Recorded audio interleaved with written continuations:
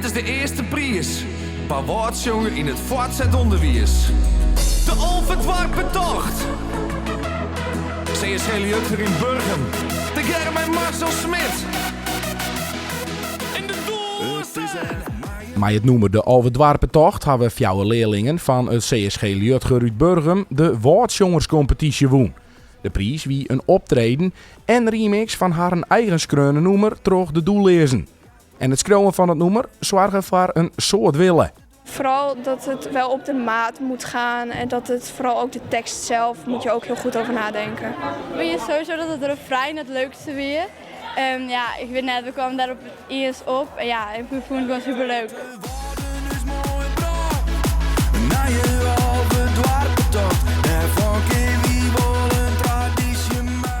Ah, super. We kregen het onleven. Het weer en in eerste instantie kregen we ook de ideetje van Marcel qua